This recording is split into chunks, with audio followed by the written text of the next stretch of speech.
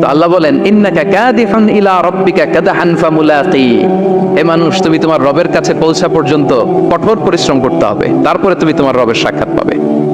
তার মানে এই দুনিয়াটা হচ্ছে পরিশ্রমের জায়গা প্রিয় ভাইরা। এখানে পরিশ্রম না করলে সফলতার দেখা মিলে না।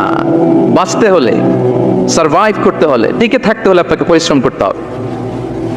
এই পৃথিবীতে কেউ কাউকে জায়গা করে দেয় না, এখানে জায়গা করে নিতে হয়, ঠিক কিনা বলেন? আপনি যদি পরিশ্রম করেন, পরিশ্রমে যে ঘাম ঝরে শরীর থেকে, পরিশ্রমের ঘামে জন্ম নেয় সফলতার বীজ। আপনি যখন হাড় ভাঙা পরিশ্রম করবেন, এই পরিশ্রমে যে লোনা পানি বেরোবে, যে ঘাম বেরোবে, এই ঘামেই জন্ম নেয় সফলতার বীজ। এবং সফলতার কোনো শর্টকাট হয় না প্রিয় ভাইরা।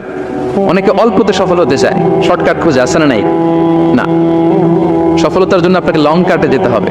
ওখানে কোনো লিফট থাকে না, সিঁড়ি বেয়ে উঠতে হয়। অনেকে চায় যে সফলতার লিফটে উঠবো, সুইচ চাপবো, সাকসেসফুল ইন লাইফ। না, এত সহজ না, আপনাকে সিঁড়ি বেয়ে উঠতে হবে। তাহলে পরিশ্রমের কোনো বিকল্প নেই। এই দুনিয়াটা হচ্ছে পরিশ্রমের জায়গা, সংগ্রামের জায়গা। আপনি সফল হতে হলে আপনাকে পরিশ্রম করতে হবে, করতেই হবে। আর পরিশ্রমে কোনো লজ্জা নেই। আমি বিভিন্ন আমার আলোচনায় বলি, কাজে লজ্জা নেই। কিসে লজ্জা নেই? আওয়াজ করে বলুন সবাই। কাজে লজ্জা নেই। লজ্জা হচ্ছে অলসতায়, লজ্জা হচ্ছে হাত পাতায়, লজ্জা হচ্ছে অকর্মণ্যতায়। কাজে লজ্জা আছে? লজ্জা কিসে বলেন সবাই? লজ্জা হচ্ছে অলসতায়, অকর্মণ্যতায়।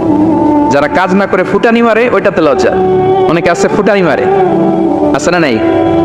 কাজ করে না, সব ফুটানি। এই ফুটানিতে লজ্জা, কিন্তু পরিশ্রমে কোনো লজ্জা নেই। এজন্য আল্লাহ তাআলা বললেন ইয়া আইয়ুহাল ইনসান ইন্নাকা কাদিহুন ইলা রাব্বিকা কাদহান ফামুলাকি, হে মানুষ তোমার রবের কাছে পৌঁছা পর্যন্ত তোমাকে পরিশ্রম করতে হবে। হাড় ভাঙা পরিশ্রম করে আমার কাছে আসতে হবে, তবেই সফলতা মিলবে। অন্য আয়াতে আল্লাহ তাআলা বলছেন লাকাদ খালাকনাল ইনসানা ফি কাবাদ, নিশ্চয়ই মানুষকে আমি কষ্ট এবং পরিশ্রম নির্ভর করে তৈরি করেছি। এই পৃথিবীতে টিকে থাকতে হলে তাকে পরিশ্রম করতে হয়, কষ্ট করতে হয়।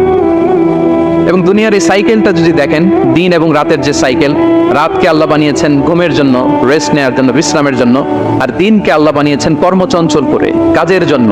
দিনের মধ্যে কর্মস্পৃহা আছে। আল্লাহ তাআলা সূরা নাবাতে বলছেন ওয়াজআলনান নাহারা মাআশা, আমি দিনকে বানিয়েছি কর্মচঞ্চল। দিনে আপনি কাজ করবেন, হাড় ভাঙা পরিশ্রম করবেন, তবেই সফলতা ধরা দিবে, ঠিক কিনা বলেন? তাহলে প্রথমে আমরা জানলাম এই পৃথিবীতে পরিশ্রম করতেই হবে, পরিশ্রমের কোনো বিকল্প নেই। সফল হতে চাইলে কি করতে হবে? আওয়াজ করে বলবেন, কি করতে হবে?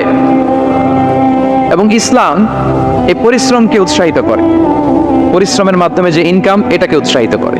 বিষ্ণু ইসা ইসলাম বলেন মা আকালা